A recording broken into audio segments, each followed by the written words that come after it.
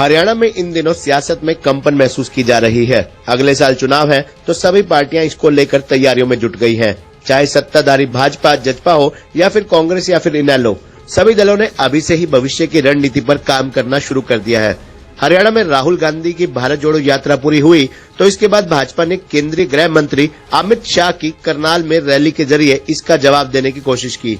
इनेलो नेता अभय सिंह चौटाला 24 फरवरी को यात्रा शुरू करेंगे। इसके अलावा जसपा भी निरंतर बैठकों का आयोजन कर आगे की रणनीति पर मंथन कर रही है। इसी कड़ी में ये बताना जरूरी है कि पिछले कुछ दिनों में कई ऐसे राजनीतिक घटनाक्रम हुए जिनकी चर्चा हर जगह है।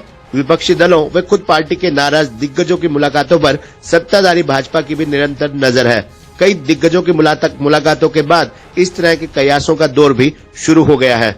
पूर्व मुख्यमंत्री और नेता प्रतिपक्ष भूपेंद्र सिंह हुड्डा की तबीयत नासाज होने के बाद मंगलवार को गुरुग्राम में अस्पताल में उन्हें भर्ती होना पड़ा और सभी रिपोर्ट ठीक आने के बाद 16 फरवरी को उन्हें डिस्चार्ज कर दिया गया। इसी बीच जिस बात की सबसे ज्यादा चर्चा है वो है इनेलो सुप्रीमो ओम प्रकाश चौटाला का उनसे अस्पताल में मिलकर उनका हालचाल पूछना।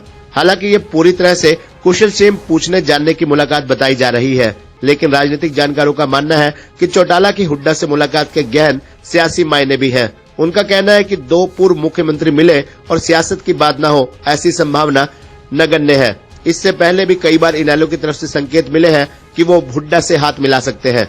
जसपा से चल रहे घमासान के चलते इनेलो सभी तमाम उपलब्ध विकल्पों पर मंथन कर रही है। हुड्डा और चौटाला इस साल ये दूसरी मुलाकात थी।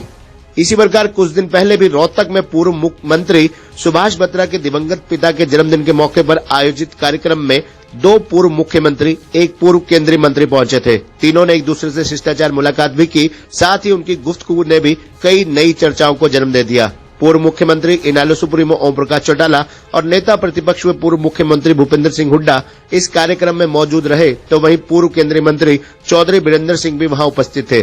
जब तीनों ने एक दूसरे से मुलाकात की तो सबकी नजर उन पर थम गई और उसके बाद से निरंतर तरह तरह के राजनीतिक कयास लगाए जा रहे हैं। इन कयासों का भी सीधा सा मतलब है क्या आने वाले विधानसभा चुनाव में ये तीनों एकजुट होंगे। आपको बता दें कि 10 फरवरी को डिप्टी सीएम दुष्यंत चौटाला ने भी दिल्ली में एक समारोह में शिरकत की थी, जहां उनके दादा ओपी चौटाला भी वहां मौजूद थे। उन्होंने उनसे मुलाकात कर उनका आशीर्वाद लिया।